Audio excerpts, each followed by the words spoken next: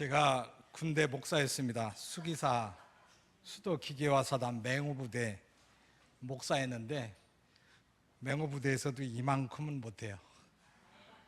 맹호부대 용사들보다 더 씩씩하게, 더 멋있게 이 군복을 상징하는 그런 무늬를 또 입으시고 이렇게 했습니다.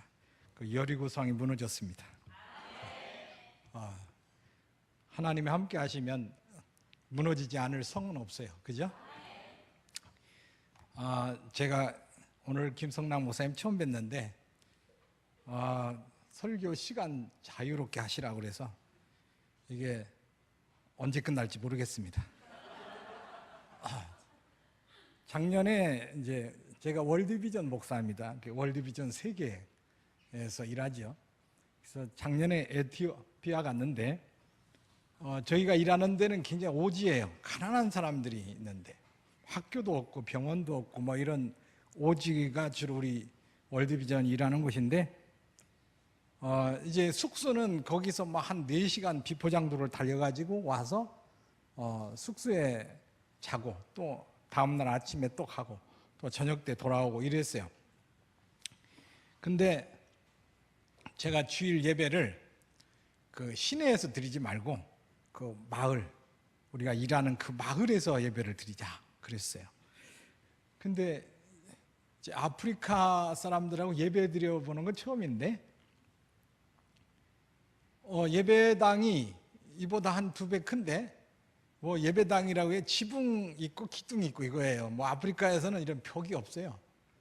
벽이 없고 비 안 맞게 이렇게 양철 지붕해 놓고 기둥 세워 놓고 그 차를 타고 갔는데 저희가 타고 간 차 밖에는 차가 없어요.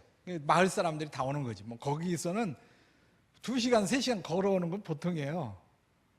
이렇게 와서 예배 드리는데 제가 모르지만 대략 그냥 볼 때 한 300~400명은 모인 것 같아요. 애기들도 오고 어르신, 노인들도 있고 그런데 애기들도 떠들지도 않아요. 그렇게. 근데 예배를 3시간 드렸습니다.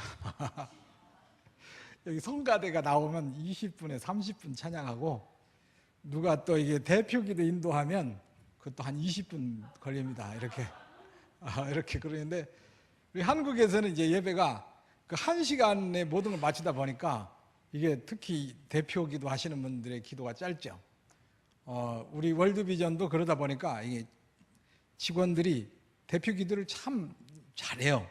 아주 핵심적인 내용을 미리 써가지고 그래서 이 대표기도는 이렇게 쓰면은 또 기도를 몇 번 하게 돼. 쓰면서 기도하고 뭐 이렇게 하게 되는데 그렇습니다.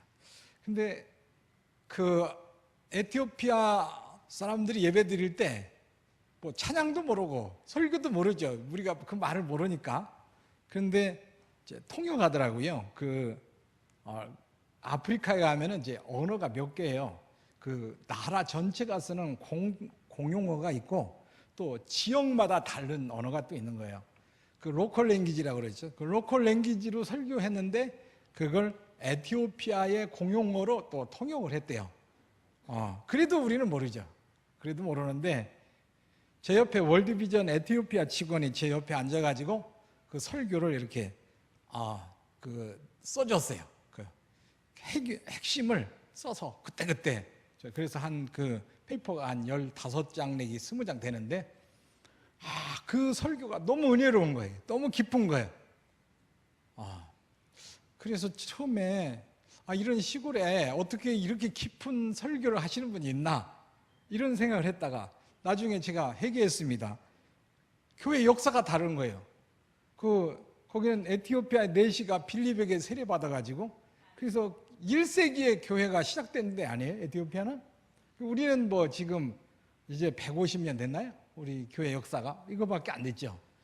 거기는 한 2000년 된 거고 그래서 참 거기가 교회 역사가 깊은데 내가 한국이 뭐 경제적으로 좀 이렇다고 또 함부로 생각했구나 이런 반성을 좀 했어요.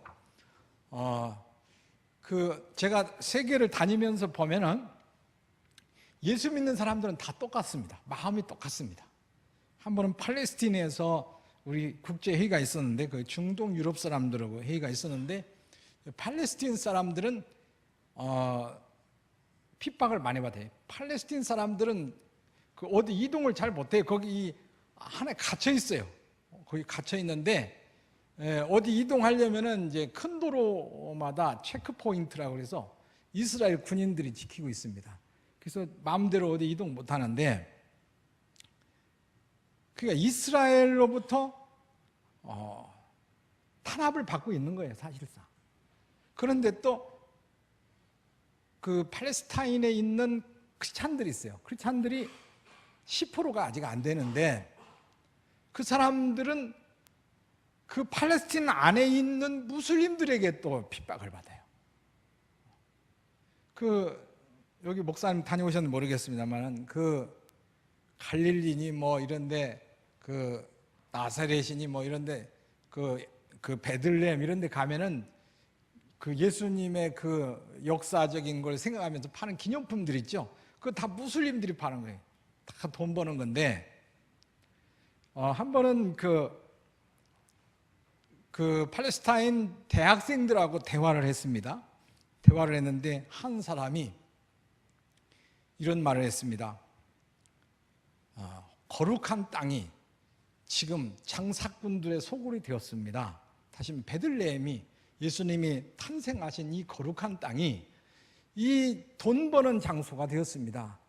이것을 거룩한 땅으로 회복해야 합니다. 거룩한 땅으로 회복할 책임이 우리에게 있습니다. 이 젊은이가 이렇게 얘기해서 정말 소망을 얻었어요. 언젠가 그 땅을 회복할 거예요. 지금 무슬림들이 다 점령하고 있지만은, 그런데 무슬림들 가운데서 예수 믿고 있는 그 가정을 또 방문했습니다. 가정에서 방문해서 대화를 하는데, 손으로 뭐 구슬을 이어가지고 이게 목에다 거는 거, 팔에다 하는 거, 이런 걸 만드는, 그게 이제 경제생활이에요. 그 여자분들의 경제생활인데, 그걸 팔아야 되는데 자꾸 저를 주는 거예요. 안 받으려고 그래도 그 사랑이 우리한테 주고 싶어가지고 자꾸 주는 거예요. 근데 그들은 거기서 이제 팔레스틴 안에서 가장 좋은 직업이 경찰이래요. 근데 그리스도인들은 경찰이 결코 될 수 없대. 그러니까 그리스도인들은 가난해. 그렇지만 가난한 걸 원망하지 않아. 그것도 기뻐하며 감사하며 예수님을 믿고 있는 거예요. 정말 예수 믿는 사람들이, 그 사람들이 정말 예수. 그래서 핍박이 있는 곳에 정말 진정한 믿음의 사람들이 있구나. 예수의 제자들이 있구나. 이걸 봤어요. 정말 우리가 언젠가 그 땅이 거룩한 땅으로 회복하도록 우리도 기도하고 함께 해야 할 것입니다. 살아오면서 우리가 늘 경험하는 건데, 하나님이 내 기도를 들으셨다는 거예요. 어떤 때는 정말 심각하게 산속에 가서 기도했고, 어떤 때는 길을 가다가 한번 스치며 기도했는데, 지나고 보면 그 스치며 기도한 것까지 하나님이 기억하신 거예요. 참 하나님은 위대하시다. 제가 월드비전에서 목회한 지 지금 20년째입니다. 그런데 제가 군대 목회 나와가지고 사회 목회, 이런 교회 목회를 하다가 군대 목회를 좀 하면서 자신감이 좀 있어가지고 나와서 아주 목회를 한번 잘 해봐야 되겠다 이랬는데, 모든 게 좌절됐습니다. 교통사고를 2번이나 당하면서, 한 번은 98년도에 당한 것은 정말 사람으로 회복할 수 있을까 할 정도로 많이 망가졌어요. 몸도 망가졌는데 그게 시험이 돼가지고 정말 말할 수 없는 그 시험, 너무 마음이 힘들어서 제가 가해자가 되고 저쪽이 피해자가 됐는데, 사실 제가 피해자인데 그것을 가지고 모든 노력을 다 했는데 바뀌는 건 하나도 없습니다. 그래서 나중에 후회했습니다. 내가 경찰하고 싸운다는 것은 계란으로 바위치기다. 또 그 배후에 검찰이 있습니다. 이제 경찰이 혼자 하는 게 아니고 검찰의 지휘를 받아서 하는데, 그때 느낀 것이 경찰과 싸우는 것은 계란으로 바위치기다. 저는 목회를 했기 때문에 사람들이 많아요. 도와주려는 사람도 많아요. 그럼에도 불구하고 계란으로 바위치기다. 이런 걸 깨닫고 너무 힘들어서 한때 후회했어요. 내가 왜 이거 포기하지? 그냥 당하고 말지. 왜 이 정의를 세워야 된다고 내가 왜 이걸 시작했나? 후회스럽기도 하고. 모든 것이 좌절되었을 때 병원에 있습니다. 골절도 있고 많이 해서 그 얼굴도 많이 다쳐가지고 이 대칭이 안 돼가지고 이걸 뭐 얼굴 수술을 해야 되나 뭐 이런 고민도 하고 이럴 텐데, 근데 모든 것이 좌절되었을 때 새벽 4시가 되면은 그냥 깨져요. 병원의 불빛이 희미해. 화장실 다닐 정도의 불빛인데 불 켤 수가 없죠. 4시에. 그러니까 그 불빛을 이용해서 성경을 보면서, 시편을 보면서 그 성경을 썼어요. 여러분, 이제 저는 그랬어요. 제가 믿음이 약해서 그랬는지 모르지만 너무 힘드니까, 모든 게 좌절되니까 기도가 안 되는 거예요. 기도가 안 되니까 시편을 쓰는 거예요. 시편을. 근데 그 시편을 쓰는데 하나님이 그러니까 나는 아무것도 할 수 없는 거예요. 우리 주님의 뜻을 이루소서 그 찬양이 있죠. 그 찬양의 가사를 보면은 원래 영어 가사가 이래요. 마음대로 하십시오 주님, 마음대로 하십시오 주님. 나는 진흙이고 당신은 토기장애입니다. 당신의 형상을 따라 나를 빚으시고 만드십시오. 당신이 빚으시고 만드시는 동안 나는 기다리겠습니다. 근데 기다리는데 어떻게 기다리냐면 영어로 yielded and still이라고 되어 있는데, yield는 이게 항복한다는 거예요. 아무 내가 할 게 없어. 마음대로 하십시오 이거예요. yielded, 항복한 채로, and still, 잠잠히 있겠습니다. 그런데 제가 모든 것이 무너지니까, 제 모든 노력이 좌절되니까 할 게 없잖아요. 힘도 없어요. 그러니까 yielded, 항복하고 마음대로 하십시오. 이 기도가 나오는 거예요. 그래서 이 기도를 드리고 시편을 쓰는데, 하나님이 일을 하셔서 그 병원 갔던 환자 중에 한 사람이 방법을 여러 가지 일러줘서 결국 목격자도 찾고, 그리고 또 진정서를 제가 낸 것은, 저는 진정서를 낼 때 뭐 법을 알고 낸 게 아니고 경찰이 이렇게 부패했으니까 조사해서 벌을 주시오 이런 의미로 냈는데, 경찰청장한테 냈는데 그것이 서울지방경찰청으로 오고, 서울지방경찰청장은 그 서울시경의 안전과장한테 보냈더라고요. 이건 다 이제 해결됐을 때 얘기인데, 저는 몰랐는데 이제 그래서 재조사가 나온 거예요.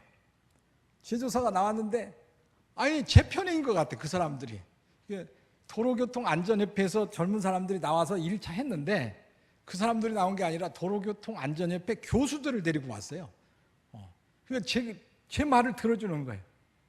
목격자의 이야기를 들어주는 거예요. 그런데 나중에 보니까 바꿔버렸어요. 제가 피해자고 저쪽이 가해자다. 근데 나중에 알았는데 그 서울시경의 안전과장이 누군지도 몰라요. 이름도 몰라요. 그분도 저를 모르고 저도 그분을 몰라요. 근데 이분이 제가 낸 이 진정서를 황색 펜으로 이렇게 줄을 치면서 읽었대요. 그런데 그 진정서는 안전과에 산더미 같이 쌓여있대.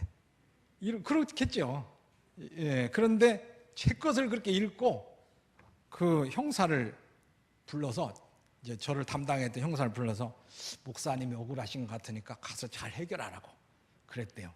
그래서 이렇게 했어요. 그러니까 원래 또 그 형사가 그래요. 경찰이 경찰을 죽이진 않는데요. 그러니까 이런 경우는 없대요. 그러니까 경찰이 조사한 것을 잘못했다고 뒤집어 놓는 경우는 거의 없대요. 그런데 제 것은 이제 뒤집어 버린 거예요. 누가 했어요? 하나님 했어요. 언제? 아무것도 할 수 없을 때. 그래서 그냥 신음하는 거죠. 병원에서 억울합니다. 제가 모든 노력을 다 했지만 다 숲으로 돌아갔습니다. 제가 할 수 있는 거 아무것도 없습니다. 마음대로 하십시오. 이렇게 할 때 하나님이 제 신음조차 들으셔서 응답하신 거예요. 오늘의 시편 116편 1절이 내 음성과 내 간구를 들으심으로 내가 그를 사랑하는도다. 내 음성과 내 간구를 누가? 여호와께서 내 음성과 내 간구를 들으신다. 그래서 여호와를 사랑한다.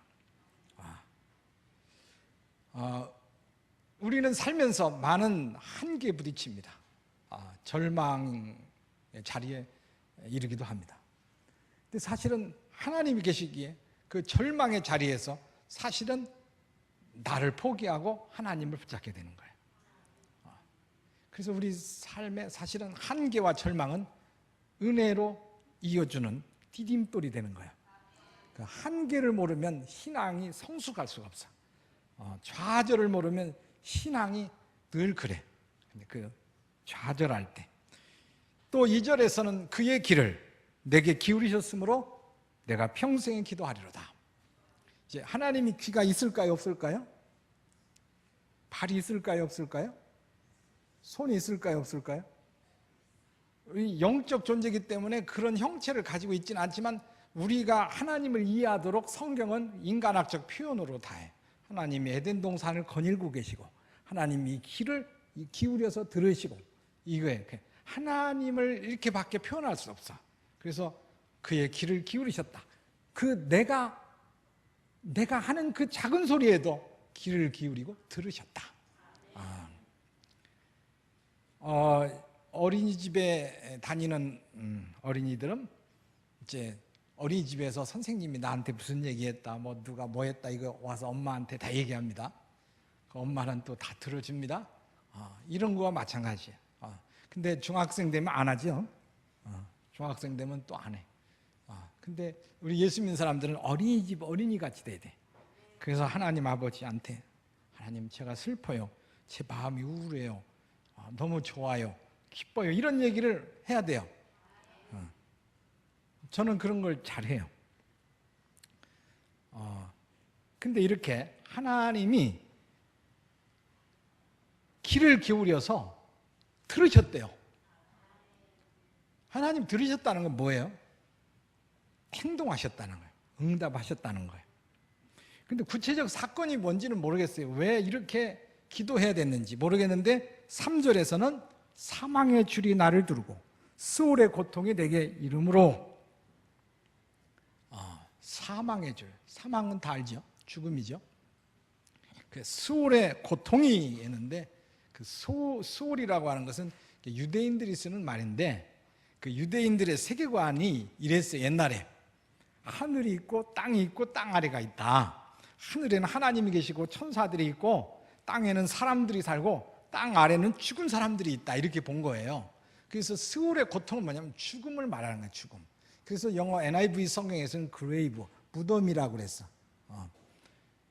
다시 말하면 사망의 줄이나 스올의 고통이나 다 같은 말인데 내가 죽을 수밖에 없는 그 자리에 있었다 이거예요. 죽을 수밖에 없었다.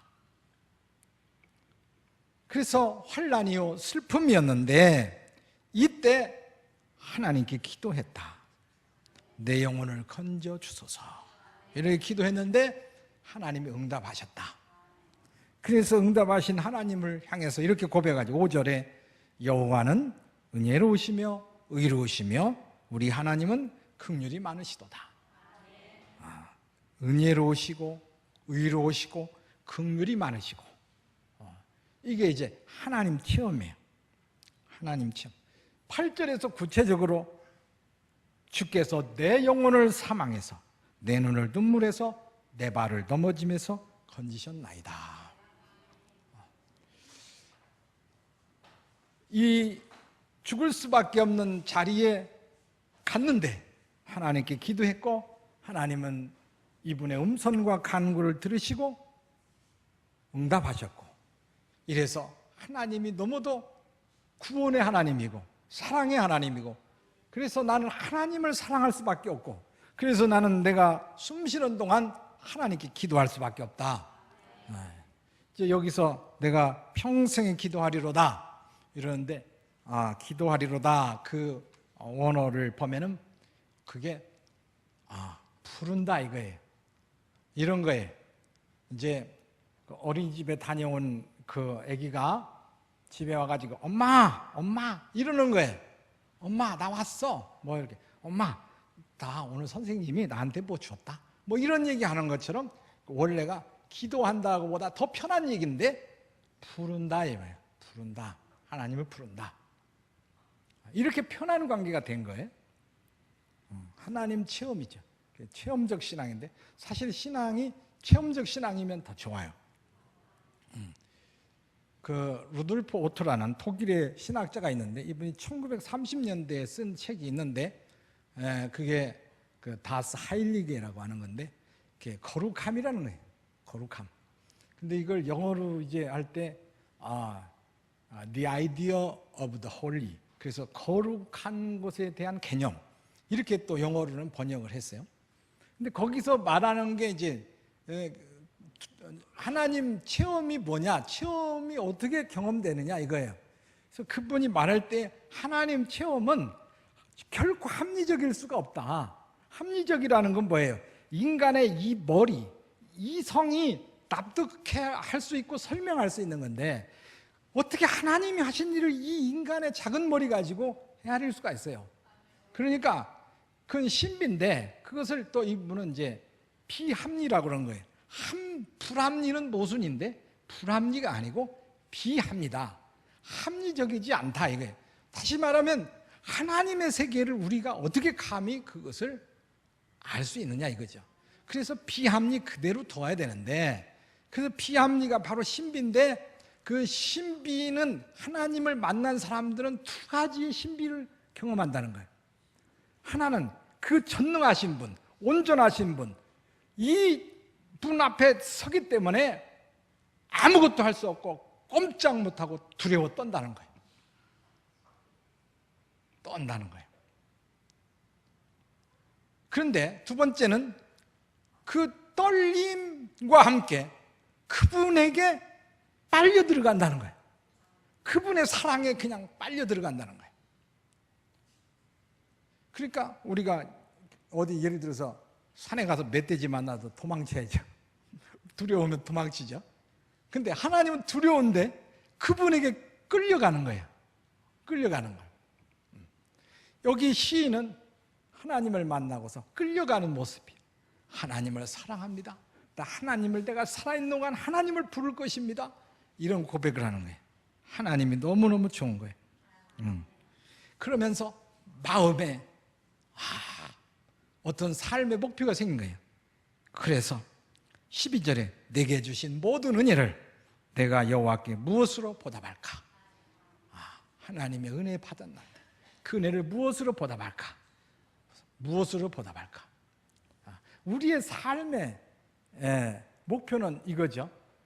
하나님의 은혜에 보답하는 거죠. 내가 성공하고 내가 잘되고 유명해지고 그 목표를 가진 사람은 아직 하나님의 은혜를 모르는 사람이에요. 하나님의 은혜를 알면 알수록 내가 성공하는 것이 아니라 하나님이 성공해야 돼. 예수가 성공해야 돼. 제가 그 목회를 하면서 좌절도 많이 경험하고 저는 인간적으로 의롭게 정말 인간적으로 깨끗하게 했는데 다 모든 게 아니었어요. 근데 내 힘으로 한 거죠. 그러니까 내 힘으로. 그러다가 많은 어려움을 겪었는데 근데 98년도에 그 교통사고와 그 시험이 그때 저를 보게 했습니다. 그 최악이었어요. 인생의 최악이었는데 저는 좋은 말을 많이 들었습니다.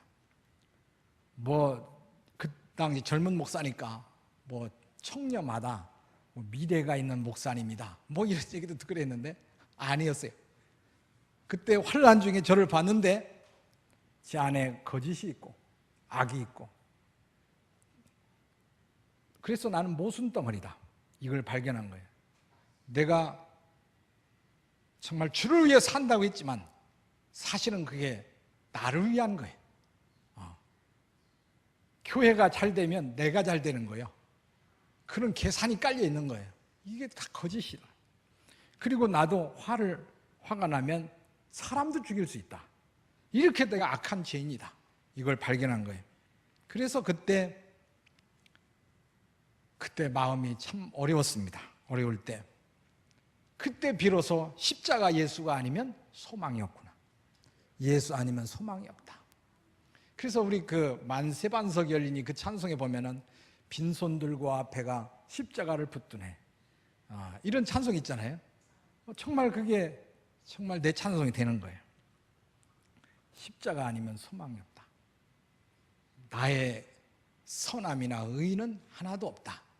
이걸 절실하게 느낀 거죠. 그러면 나는 앞으로 어떻게 살 것인가? 나는 누구인가? 나는 예수의 종이다. 그럼 예수의 종은 누구인가? 주인을 위해 사는 자다. 주인 대신 예수를 위해 사는 자다. 그럼 어떻게 살아야 될 것인가? 나는 망해도 예수는 잘되게 하자. 이 모토가 만들어진 거예요. 한번 따라서 해보세요. 나는 망해도 예수는 잘되게 하자. 이게 제가 생각한 게 아니에요.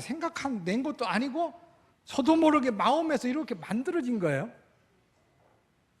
그리고서 월드비전으로 이제 월드비전 알지도 못했어요. 그 당시 선명이라고 그랬는데 알지도 못하고 이런 목회 꿈꿔본 적도 없고 그랬어요. 그런데 저는 마음이 1%도 없을 때 누군가 이렇게 했는데 나중에 하나님이 소명을 막 주셔서 하나님 순종하겠습니다 하고 제가 했는데 사실 월드비전 오라고 그래도 안 갈 마음이었는데 처음에는. 근데 지금 월드비전 목사 되려면 참 힘들어요. 지금은 보는 게 많고. 그런데 그때는 제가 무슨 배짱인지 오라 해도 안 간다네요. 이런 마음이었는데 하나님이 제 마음을 막 불타게 해가지고 순종하겠습니다 그랬어요. 근데 월드비전 목회가 굉장히 중요하고 의미 있고 좋습니다. 한국의 모든 목회자들을 만날 수 있고 한국교회와 함께하고 또 세계적인 지평에서 또 목회할 수 있습니다. 그런데 사람들의 공동체는 언제나 갈등이 있는 것입니다. 그 갈등 속에서 저는 항상 어떤 것을 선택해야 됩니다. 그래서 저는 항상 나는 망해도 예수는 잘되게 하자, 이 선택을 한 것입니다. 그것이 오늘 20년에 이른 것입니다. 제 성질대로 했으면 한 2, 3년도 못했을 것 같아요. 그런데 어떤 상황이 이럴 때 내가 잘 되려고 하지 말자. 예수만 잘 되게 하자. 나는 망해도 좋다. 그런데 참 이상합니다. 제가 그렇게 결단을 했는데 망한 적이 없어요. 예수님 망하게 두지를 않아. 어떤 때 참 어려움에 빠지기도 해요. 근데 그것이 오히려 더 잘 돼. 그래서 예수님이 그러시는 거예요. 그래서 그 지난날에 그 완전히 손들었을 때 하나님, 제가 할 수 있는 거 아무것도 없습니다. 그것이 오늘의 이제 하나님 섬길 수 있는 기본을 이제 만들었다고 생각합니다. 우리가 살아가면서 어떻게 살 것인가? 어떻게 살 것인가? 사람은요, 기본적으로 자기가 존귀한 사람이 되려고 그래요. 그게 본능이에요. 존귀하다고 하는 것은 사실 존귀함의 근거는 하나님께로만 오는 건데 그게 아니라 사람들이 자기를 존귀하게 여겨주기를 바라는 거예요. 근데 그게 사실은 이제 좀 헛다리 짚는 거예요. 하나님이 존귀하게 여기면 사람들도 존귀하게 여기는 거예요. 그런데 하나님 빼고 내가 스스로 나를 존귀하게 만들려 보면 그건 다 결국은 안개와 같은 거예요. 사라지는 거예요. 사라지는 거예요. 그래서 우리 여기 시편 116편에 이 삶, 이분의 이 시인의 그 삶의 모든 목표가 뭐예요? 내게 주신 모든 은혜를 무엇으로 보답할꼬? 그래서 오늘 그냥 설교 제목은 무엇으로 보답해 하나 이렇게 했는데 우리가 삶의 양식은 달라요. 환경도 달라요. 그렇지만 하나님의 은혜에 응답하는 삶을 살고자 하는 것은 다 똑같아야 돼요. 어떤 사람은 농사 짓고 어떤 사람은 사업을 하고 어떤 사람은 장사를 하고 어떤 사람은 집을 짓고 어떤 사람은 청소를 하고 하지만 모든 삶의 목표는 하나님의 은혜에 응답하기 위해서 하나님께 기쁨을 드리기 위해서 하나님께 영광을 돌리기 위해서 사는 것이 그러면 하나님 붙잡고 가시거든요. 그래서 그 인생을 하나님 책임져 주시는 거예요. 제가 며칠 전에는 중앙대학병원에 신방을 갔습니다. 근데 그 50대 제 이제 사촌 여동생인데 이 여동생이 아가씨 때는 참 예쁘고 성격도 좋고 참 결혼하면 사랑받고 잘 살겠다 이런 기대를 줬는데 결혼 생활이 아주 불행했어요. 남자가 바람나가지고 그래서 그 별거로 거의 지금 몇십 년을 별거로 이렇게 오다가 근데 그 전에 쭉 전화 연락하고 했는데 그때도 제가 예수님 붙들어야 된다 이렇게 했는데 붙들 것 같았는데 아직도 안 붙들었더라고. 그래서 이번에 이제 보니까 그 마음고생하면서 그 억울한 삶을 살면서 5년 전에는 대장암 수술을 받았고 지금 병원에 간 것은 척수염이 와가지고 왼쪽이 다 마비되어 있는 거예요. 걸음을 못 걸어. 참 마음이 아프죠. 그래서 하나님 붙들고 그 억울한 삶을 하나님께 가면 하나님 보상해 주실 거야. 하나님 붙잡자. 그랬어요. 그래서 그 천안이 집인데 그 천안에 있는 목사님한테 연락해서 퇴원하거든 잘 돌보시라고 이렇게 부탁도 그랬어요. 아마 그 저의 사촌 동생도 그 참 절망 가운데 고통 가운데 이제 하나님만 붙들 때가 됐다 이렇게 생각합니다. 사실 사람이 얼마나 간사한지 몰라요. 나를 돕는 자가 있을 때 내가 뭘 하고 있을 때 하나님을 의지한다고 그러지만 전적으로 의지하지 못합니다. 얼마나 간사한지 몰라요. 내가 가진 것 그것이 뭐가 되리라고 믿고 그거 붙들고 있어요. 저는 암 환자들을 많이 이제 신방합니다.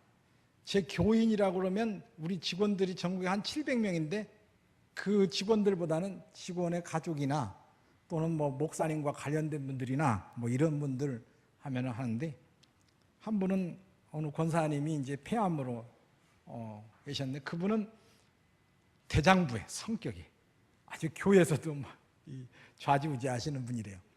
근데 가면 어려운 척을 안 해요. 항상 밝고 항상 괜찮은 척해. 그렇지만 그건 본심이 아니라고 저는 믿어요. 그래서 권사님 애로우시죠? 그랬더니 애로워요. 거기 뭐 아들도 있고 딸도 있고 남편도 있어요.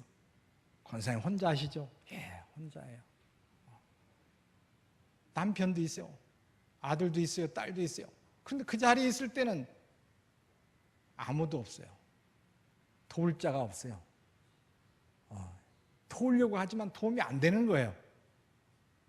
그래서 애로울 때 주님과 이야기하시죠. 그랬더니 예, 주님만 만나요. 이렇게 하시더라고요.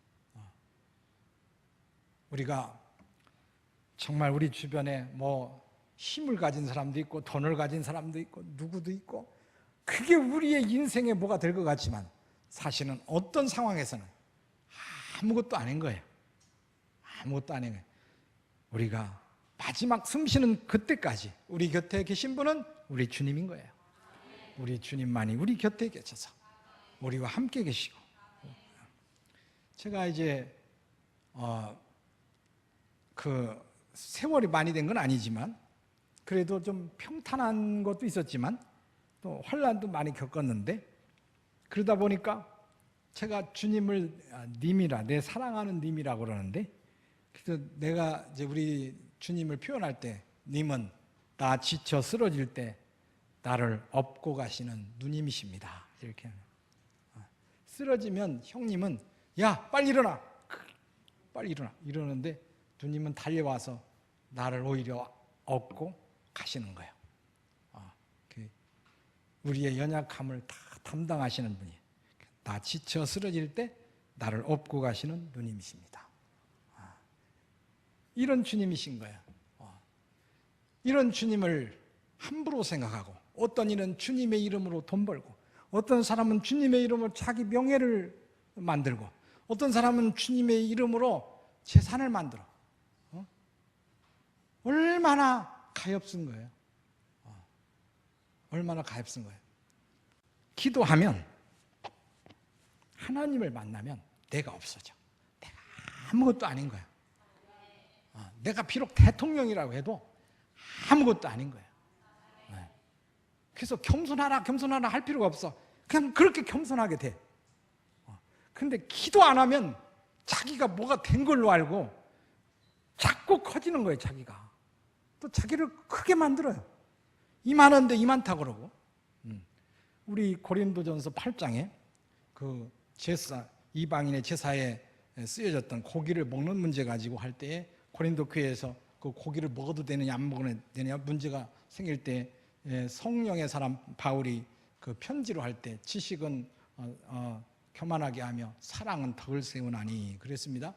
그 지식이 있다는 사람들이 고기를 먹음으로써 그 믿음이 약한 사람들을 넘어지게 하는 결과를 초래한 거예요. 그런데 지식은 교만하게 하며, 그럴 때에 교만하게 하며 그 말이 이 바람을 만들어내는 풍구라고 하는 데서 온 거예요. 바람을 막 불어넣어. 그러면 요만한 것이 풍선이 늘어나가지고 이렇게 커져. 이러다 빵 터지는 거예요. 이게 사랑은 덕을 세우나니. 그래서 그 덕을 세운다는 오이코도미아, 오이코도메오. 그래서 집을 세운다 이런 말이에요. 교회 공동체를 세운다 이거예요. 그래서 교회에서 가장 좋은 은사는 사랑의 은사예요. 고린도전서 12장에서 14장까지 계속 얘기하는데, 은사에 대해서 얘기하는데 12장 마지막에서 더욱 큰 은사를 사모하라, 가장 좋은 길을 보여드리겠습니다. 그리고 13장으로 가서 사랑을 말하는 거예요. 그래서 천사의 말을 하고 신비한 지식이 있고 뭐가 있을지라도 사랑이 없으면 아무것도 아니다. 근데 그 사랑은 누가 그 사랑을 베풀 수 있느냐 하면은 그 사랑의 하나님을 만난 사람만이 그 사랑을 아는 거예요. 그래서 요한 1서에서 사랑은 하나님께 속한 것이니 이렇게 말하는데, 그 말이 무슨 말이냐면 사랑은 하나님께로부터 오는 것이니 이런 말이에요.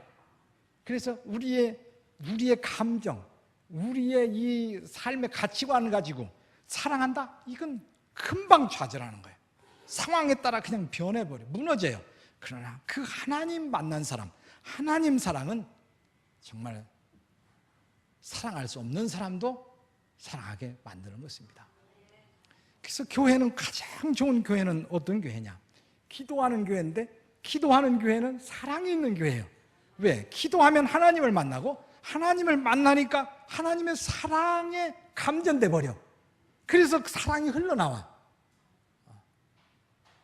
그래서 교회에 장관이 몇 명 있고 국회의원이 몇 명 있고 대기업 회장이 몇 명, 이게 중요한 게 아니라 기도하는 사람들이 있는 교회가 좋은 교회예요. 그러면 사랑이 있는 교회가 되는 거예요. 진짜 하나님을 만나면은. 그래서 이렇게 은혜로 사는 삶, 내게 주신 모든 은혜를 내가 무엇으로 보답할꼬.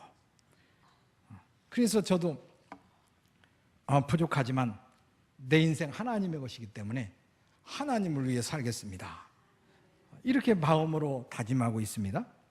그래서 이제 월드비전 목회는 2년 남았는데 2년 남으면 무슨 목회를 할까 지금 기도 중에 있습니다. 제가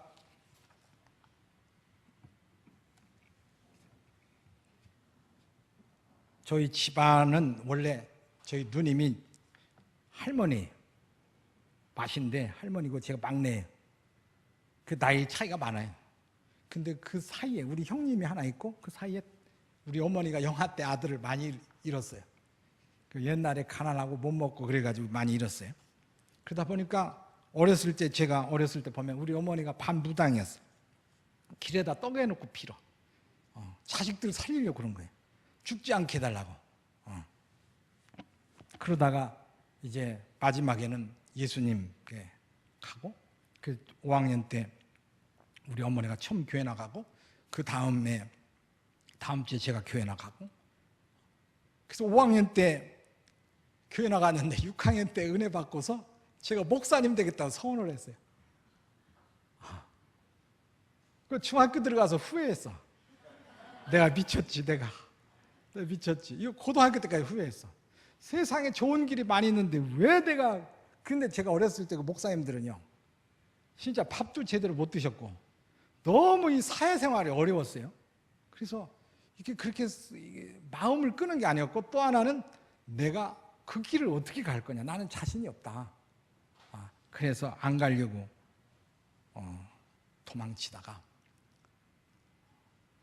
이제 결국은 이제 제가 공부를 많이 했습니다. 다른 공부, 출세하려고 공부하다가 이제 몸에 병을 얻어서 좀 쉬는데 성경학교 교사라 그래서 여름성학교 교사하다가 그 교재를 읽고 가르치는데 그 요나 이야기가 나왔는데, 요나 잘 읽고 잘 준비 가르치는데 요나를 얘기하다가 갑자기 내가 요나인데?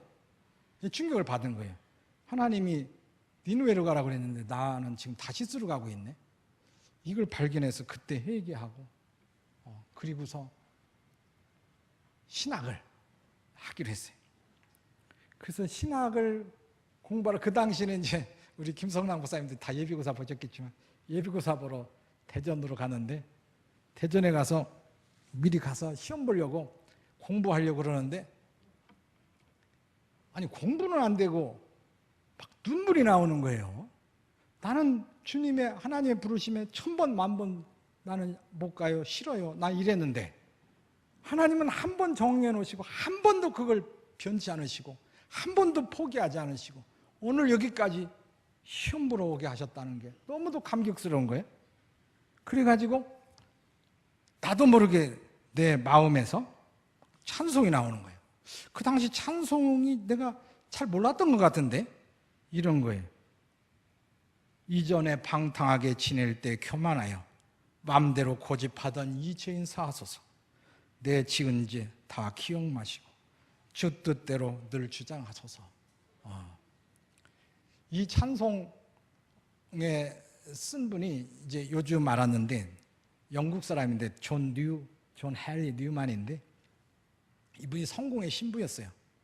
이 젊은 사람이 이 몸이 아파, 항상 힘들어. 그래서 이탈리아의 어느 작은 섬에 요양차 갔다가 그 요양도 하고 있는데 또 집이 그립고 가족이 그립고 못 살겠어. 그래서 또 집으로 가려고 하는데 배가 없어. 그 당시는 이제 옛날이기 때문에 그런 배가 아니고 범선인데 바람에 의해서 가는 배인데 겨우 배를 찾았는데 바람이 불지 않아. 그래서 또 좌절하고. 그래서 이분은, 그 젊은 사람이 계속 무언가 애타고 시도하고 좌절하고, 이게 연속이었는데 이 사람이 이런 속에서 주님을 만난 거예요. 거기서 쓴 기도가 바로 내가 갈 길 멀고 밤은 깊은데, 집으로 가다가 쓴 시예요. 우리 379장인데 우리 피아노를 한번, 여기 키보드를 쳐주셔도 되고 한번 같이 부르면 좋겠어요. 여기 보면은 이 1절에 보면은 내가 갈 길 멀고 밤은 깊은데 빛 대신 주 저번양 집을 향해 가는 길 비추소서. 내 가는 길 다 알지 못하나 한 걸음씩 느린 도하소서. 이분의 그 기도에 저는 제 인생 전부를 보기 원치 않고 다만 한 걸음만 보기 원합니다. 한 걸음만 인도해 주시면 됩니다. 이런 겸손한 기도에 우리 다 같이 함께 부르면 좋겠습니다.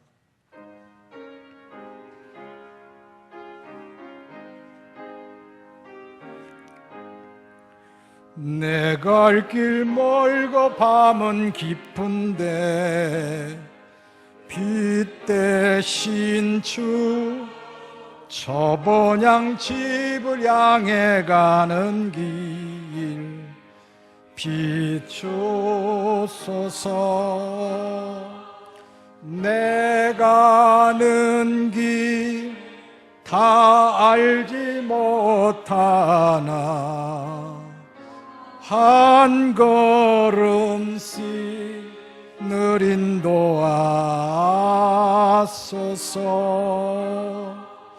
이전에 방탕하게 지낼 때 교만하여 맘대로 고집하던 이 죄인 사소서. 내 지은 죄 다 기억 마시고 주 뜻대로 늘 주장하소서.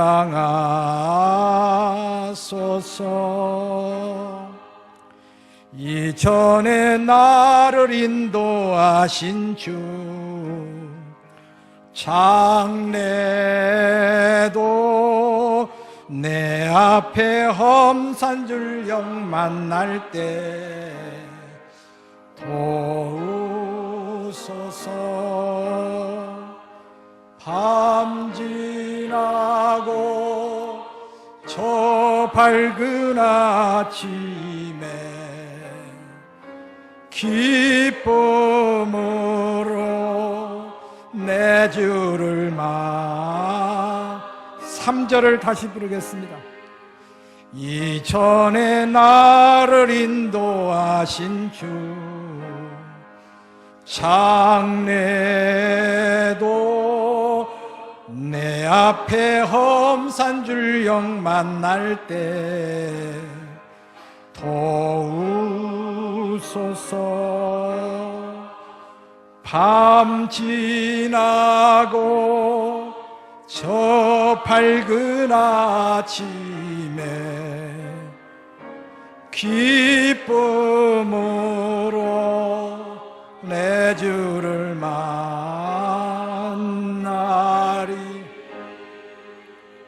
우리 인생에 아픔도 있고 눈물도 있고 실패도 있지만 그것으로 인해 우리는 하나님을 만나게 됩니다. 우리는 그 영원하신 분, 영광의 하나님을 만나게 됩니다. 제가 그래서 제 인생을 돌아보며 제 마음의 고백을 썼습니다. 이거 읽고 기도하겠습니다. 영원에 있대요란 고백입니다. 영원에 있대요.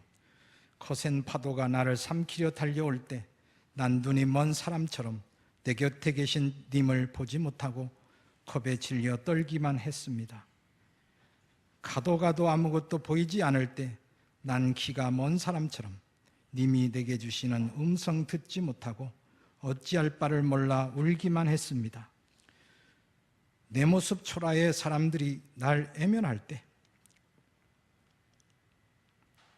난 부모 없는 아이처럼 외로움과 추위와 배고픔에 잠긴 채 겨울의 나날을 보내야만 했습니다. 님이시여 해보다 높은 님의 사랑이 닫혀있던 내 눈 열어주어 님의 고운 얼굴 환히 볼 수 있으니 이젠 누구라도 사랑하고 싶습니다. 님이시여 바다보다 깊은 님의 사랑이 닫혀있던 내 귀 열어주어 님의 작은 숨소리마저 듣게 했으니 이젠 누구라도 사랑하고 싶습니다. 부러진 갈대마저 아끼고 싸매주시는 님의 거룩하신 사랑 때문에 이젠 아픈 이들의 상처를 싸매주면서 영원에 잇대어 하늘을 살고 싶습니다. 아멘.